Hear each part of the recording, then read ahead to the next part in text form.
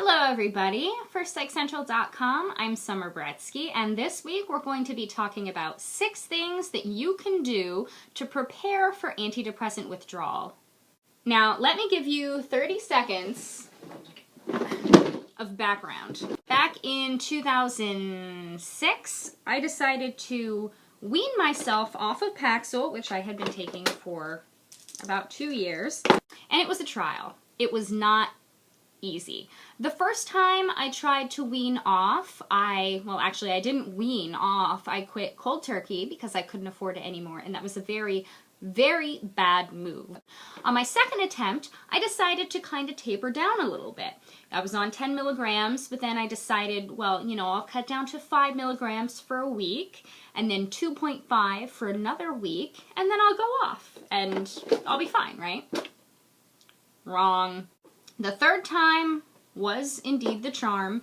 I slowly, and by slowly, I mean over a period of 7 or 8 months, cut down my dosage from 10 milligrams to 0.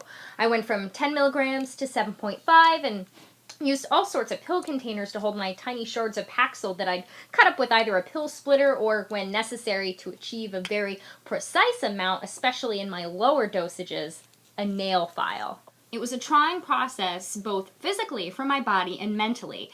And in retrospect, there's a few things that A, I'm glad I did, and B, things that I wish I would have done in order to prepare me for what I was about to go through. And I'd like to share those 6 things with you today. Okay, the first thing is essential. Make sure you have a social support system, both online and offline. I know it might be really hard to tell someone in real life that, you're on an antidepressant and, that you're about to try weaning off of it, but having a person there to be able to talk to you and support you through the process really is key. One of the websites that I personally found to be an invaluable resource is PaxilProgress.org. When I was withdrawing from Paxil, this really was a wonderful community to become involved with. There's hundreds, maybe even thousands, I'm not 100% sure, but lots and lots of people who are on this website who are trying to withdraw not just from Paxil, but from a variety of different SSRI and other antidepressant drugs. And so it's really great to connect with others who are going through what you are. So it's a good site to check out. Number 2, make sure you read about what to expect. You don't want anything coming as a complete surprise. Antidepressant withdrawal, specifically SSRI withdrawal, can come with a very specific set of side effects. And if you're not sure what to look for, you might feel very uncomfortable. You might wonder why your body is feeling so run down. You might think that your original condition is returning when in fact it truly may just be a withdrawal symptom. So it's important to learn about what the side effects of withdrawal are. And this is the book that helped me. It's called The Antidepressant Solution by Joseph Glenn Mullen. He is a psychiatrist, and in this book he writes about several of his patients, under pseudonyms of course, who are trying to withdraw from SSRI antidepressants. And he goes through their individual cases, what dosage they were on, how slow he weaned them down from their dosage down to 0. And it's a very enlightening book. Now, in this book, he recommends that, for a few of his patients, I believe, to jump from like 20 milligrams to 10 to 5, which are 50% dosage cuts. I'm no medical professional, but I can say, as a peer who's gone through this before, that was too drastic for me. So while I thought that was a good start, I certainly kind of went beyond what Dr. Glenn Mullen suggested and decided to taper down 25% each time. Now, SSRI antidepressant withdrawal might be a trying process for you, but then again, it might not be. Every body is different. But if it ends up being a difficult process for you, you might get halfway through, you might get to 50% of your original dose, you might feel like crap, fatigued, nauseous, difficulty with extreme temperatures, the whole 9 yards, and you might find yourself questioning your original decision to withdraw.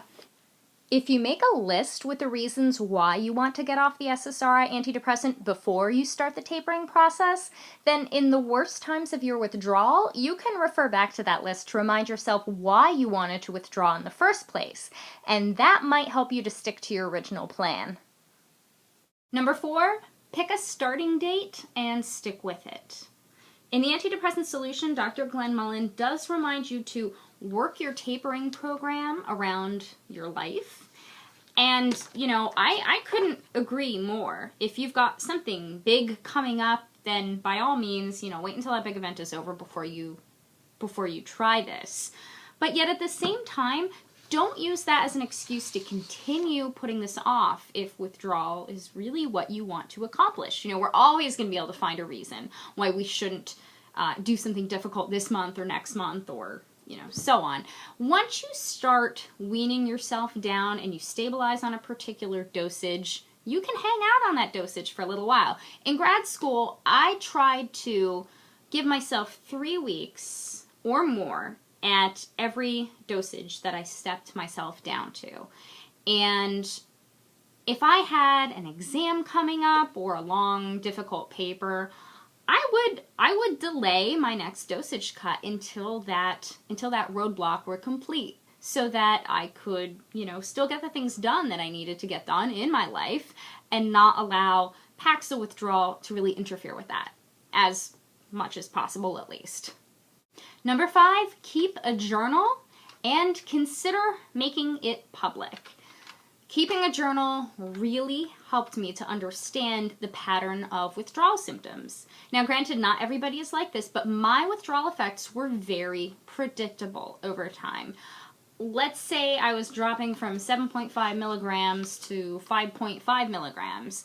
I would know with certainty, because of my previous dosage cuts, that my side effects would begin on day 3, most of them, and then my zaps would begin on day 4, and then my nausea would begin on day 5, and so on and so forth. So that then in the future, as you continue doing dosage cuts, you can sort of see the patterns, sort of become acclimated to it, so that the weird sensations and feelings aren't that much of a surprise to you anymore.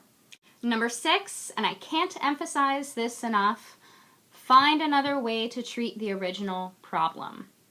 If you started taking SSRI for depression or anxiety or OCD or panic disorder or premenstrual dysphoric disorder, and I know there's more indications than that, that problem is not going to disappear. That problem might come back when you withdraw. So you're going to want to address that original issue from another angle. There are tons of different ways to handle depression and anxiety and so on. There's psychotherapy, there's talk therapy, there's cognitive behavioral therapy, there's biofeedback, there's meditation, there's mindfulness. I thoroughly encourage you to do your research and know what options are available and seek out some type of a treatment for your original disorder or problem before you make that first dosage cut. Now, of course, I want to give you the obligatory reminder that you do want to do all of this under a doctor's supervision. Now, if you're watching this video and if you've already withdrawn from an antidepressant, let me know what the experience was like, because my experience is my experience. Yours might be completely different, and you might have a completely different set of tips and different advice for people who are about to undergo the process. So either leave a text comment below this video or reply with a video of your own if you have any tips that you would like to share. And finally, if you'd like to join Psych Central's Facebook fan page to talk about antidepressant withdrawal or any other topic related to psychology or mental health, feel free. You can join us at facebook.com/PsychCentral. Thanks for watching. Hope you have a great week.